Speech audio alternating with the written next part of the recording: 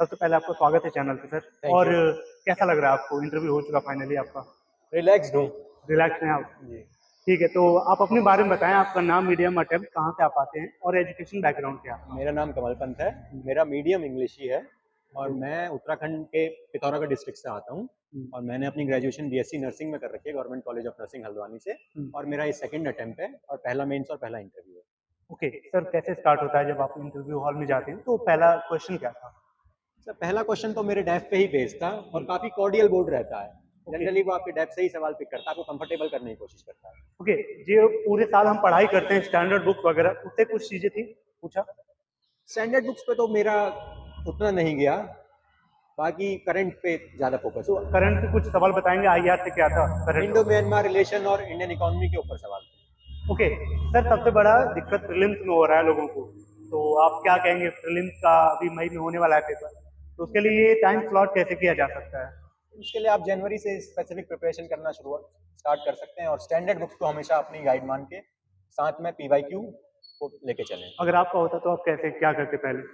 मैं मैं जब प्री और मेंस को लेके चलता हूँ फरवरी तक, फिर मैं स्पेसिफिकली प्री की तरफ आता हूँ। ओके, करंट अफेयर का काफी डाउट आ रहा था कि पढ़ते समय गट्ठर बन जाता है करंट अफेयर का, तो उसको कैसे अलाइन करें अपने मेन सिलेबस के साथ में? डेफिनेटली ये प्रॉब्लम मेरे साथ भी थी। मैं करंट अफेयर्स के जैसे विजन का जो मैं करंट अफेयर फॉलो करता था उसके 5-6 पन्नों में नोट्स बना लेता था और उसी को बार बार रिवाइज करता था ताकि वो गट्ठर वाली प्रॉब्लम मेरे साथ ना आए। ओके, आप मेंस के लिए आपने क्या किया था? आपकी अप्रोच क्या रही है? एक्चुअली इसलिए पूछ रहा हूँ, थोड़ा सा सिलेबस बहुत बड़ा है यूपीएससी का, टाइम टेकिंग है, तो एक माइंड फ्रेम क्या होना चाहिए एक बिगिनर का? मेंस के लिए आपको हमेशा सिलेबस जो यूपीएससी ने दिया है उसको गाइड मान के चलना चाहिए और उसी की लाइंस पे आपको प्रिपरेशन करना चाहिए और साथ में पीवाईक्यू में जो ट्रेंड चल रहे हैं उनको जरूर देखें। आप अपने नोट्स की अप्रोच बताएं थोड़ा, कैसे बनाते थे? मंथली मैगजीन के करंट अफेयर वगैरह, या फिर स्टैंडर्ड बुक किसी कोचिंग के नोट्स लिया आपने? मैं डाइवर्सिफाई रखता था अपने सोर्सेज को, जैसे नेट से कुछ अच्छा पॉइंट मिल गया तो वो ले लिया, स्टैंडर्ड बुक से कुछ मिल गया, करंट का कुछ डेटा आ गया या फिर कोई नई कमेटी की जजमेंट आई है या फिर कोई रिपोर्ट आई है, ओके, ये मैं सब कुछ ऐड ऑन करता था। बाकी एक एक ही मैं वन पेजर नोट्स बिलीव कर बनाने में विश्वास रखता था, एक टॉपिक एक पेज। ओके। आप मंथली मैगजीन कोई सजेस्ट करेंगे? मैंने विजन पढ़ी है तो बाकी तो मैं सजेस्ट नहीं कर पाऊंगा। विजन ठीक है, बाकी करंट मोर और लेस सेम ही रहता है, आपको स्टैटिक पे ज्यादा ध्यान देना चाहिए। ओके सर, डेली रूटीन आपका शेड्यूलिंग क्या रहती थी इस तैयारी को लेके? सबसे बड़ा दिक्कत तो प्रेशर आता रहता है, मोटिवेशन वाला, तो क्या शेड्यूल रहा है?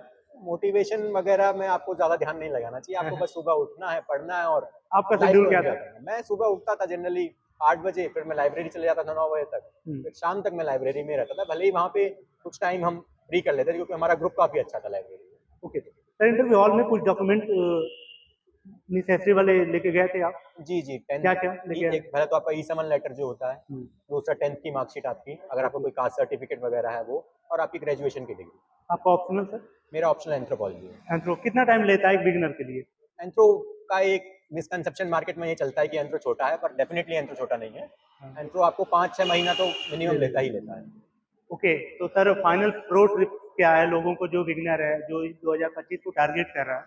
एक बार थोड़ा सा डिटेल में अगर बता देंगे तो। बस मैं तो अभी तो मैं अपनी लिमिटेड नॉलेज में यही कह पाऊंगा हाँ, कि पीवाईक्यूज पे फोकस ज़्यादा करें और मॉक से ज़रूर कुछ ना कुछ सीखें और इम्प्रूव करते रहें उस पर। और बाकी मटेरियल के पीछे ना भागे, स्टैंडर्ड बुक्स को जितनी बार आप पढ़ सकते हैं उतनी बार पढ़ें और डिमोटिवेट ना हों। ओके, तो कैसी लग रही वीडियो कमेंट करते चले। अगर कोई मैं क्वेश्चन ना पूछ पा रहा हूँ वो कमेंट करें, ताकि मैं अगले कैंडिडेट से वो चीजें पूछ पाऊँ। सर, कोई अगर टफेस्ट कोई सब्जेक्ट आपको लगता था या टॉपिक, तो उसको टैकल करने की अप्रोच क्या थी आपकी? तो मेरे हिसाब से आपको अपने दिमाग में ये नहीं डालना चाहिए कि ये चीज़ टफ है, ये चीज़ वो है, क्योंकि फिर वो आपके लिए लाइफ टाइम टफ रहेगा। हाँ, आप धीरे धीरे छोटे छोटे किसी अच्छे टीचर से आप गाइडलाइन ले सकते हैं या फिर यूट्यूब में बहुत मेंटर्स अवेलेबल हैं, उनसे आप समझ सकते हैं वो। चलिए, सर को काफी लेट हो रहा है, एक्चुअली कैब आ गई है सर की, तो all the best thank sir. You.